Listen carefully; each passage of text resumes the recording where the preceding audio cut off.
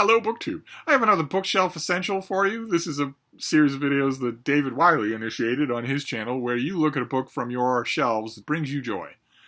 Ideally, of course, all book people, all the books should bring them joy, but a lot of times that's not true. In some of the biggest bookworms that I know, they have huge in-house libraries, and their eyes pass over without seeing huge chunks of their books. They're just there. They don't bring you joy. You're just glad, maybe in a low-key way, you're happy that you have them, but that's it. We're not talking about those. We're talking about the ones that really make your heart jump. And I have one today. I want to try to keep my videos today happy since there were so many yesterday that were grumpy. So I picked one that definitely brings me joy. This book is from almost a quarter of a century ago. It's from the year 2000. And it's by Greg Bonin, and it is Baywatch, Rescued from Prime Time. And this is the enormous story of one of the most popular TV shows in the history of the industry, Baywatch. There's Mike Bergen on the cover when he was a much younger man and was still in the acting world. And who is that he's carrying? I think her name was Nicole. But anyway, it doesn't matter, because this is the whole story of Baywatch. Behind the scenes, there is Pamela Anderson, of course. There is the cast of Baywatch Hawaii, which was a spin-off of Baywatch that I really liked. The extremely tall guy at the end there, this little kid who's 12 years old, is Jason Momoa, who's now a grizzled superstar. and still tall, of course. But this show was the brainchild of Greg Bonin. I want to show you a lot of you will remember Baywatch. If you watched Baywatch at all, you will remember it as a show about lifeguards that was largely composed in its heyday of beautiful people running all around in shorts. And it was very much a celebration of beauty as well as it was anything else. And I want to show you something about the impresario of the show. He would absolutely kill me, but it's nevertheless undeniably true, and I want to show it to you. I want to show you that he earns his spot doing this. That he earns his spot on this show. Let me show you. Here, I should have prepared ahead of time, but let me show you himself. There we go. That is our author. Back when he could do a very representative job running in slow motion in red shorts along a beach. As you can see, he was nothing to shake out of the bed, even when he was a little bit older and the hairline's receding. And he brought that. Oh, look at these glory days! I tell you, just incredible.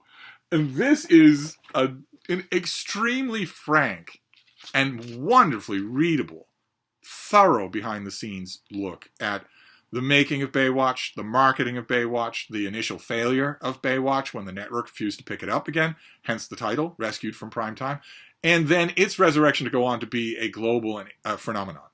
One of the most popular international TV shows ever, and a show that you do not need subtitles for. And it's amazing how frank this book is. Greg Bonin was nothing to mess around with, so it's understandable to me that his book would be frank, and I think this era of TV probably just barely predated the era in which everyone signed NDAs so that you can't have a book like this. How great it would be to have a book like this about a whole bunch of TV series. You know the reason you can't is because there's dirt involved. Well, with this book, this is a celebration of Baywatch, but you get the dirt. You get the actors who couldn't be bothered to learn their lines. You get the actors who thought, I'm on one successful season of this TV show. Now I can triple my demands when it comes contract renewal time.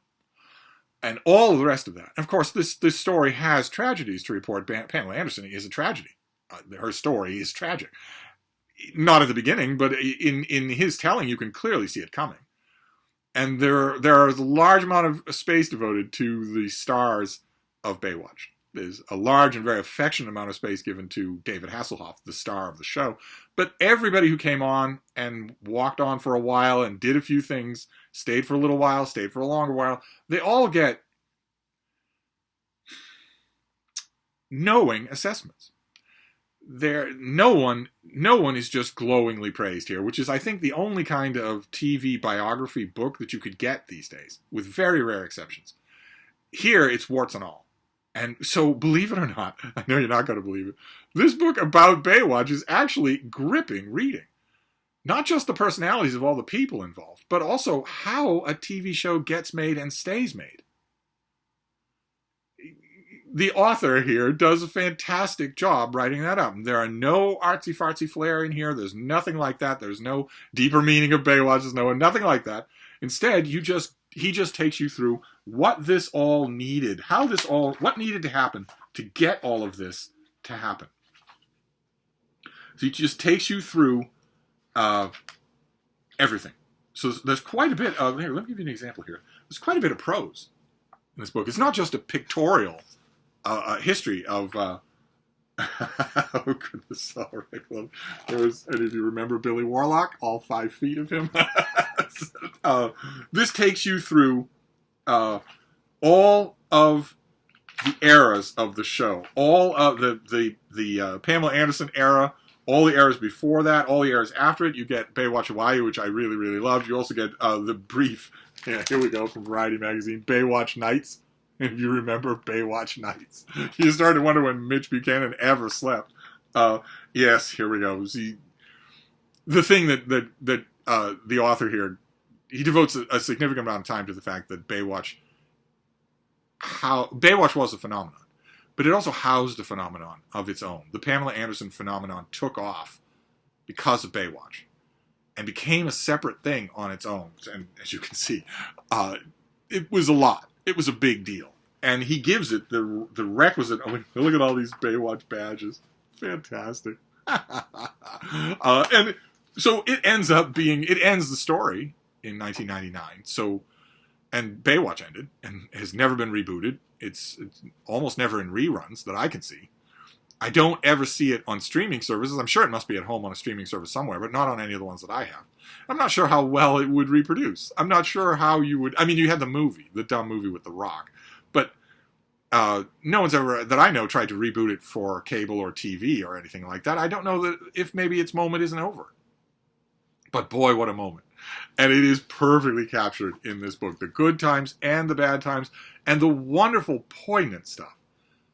The heart-touching stuff. Not only, I mean, the big headline tragedy of Pamela Anderson, but also all the things that Baywatch was able to do that didn't always get long-lasting press. If you have a show that is a barreling phenomenon, a gigantic juggernaut, you can start to do things. You can start to make wishes come true for little boys. You can start to make differences in the community. And anything that's run by this particular author is going to do that. And Baywatch did. And you get a lot of that in this. It's remarkably satisfying. When I read it, I think about all the books that I don't have that are like this with other TV shows that I maybe will never get them, unfortunately. Every once in a while, I get a really good biography of a show. That's what this is. It's a biography of a show. Of course, there have been a bunch of those for the original Gene Roddenberry Star Trek. But I want them for other things as well. Fortunately, I got it for Baywatch. And when I see this book on the shelf, I smile from ear to ear. So it definitely counts as a bookshelf essential. So there you go. That's your bookshelf essential for this bitterly, bitterly cold day in Boston, is Baywatch rescued from prime time. So that's your bookshelf essential for today. Who knows what it'll be next time. I'll wrap this up for now. I'll see you then. Thank you, BookTube.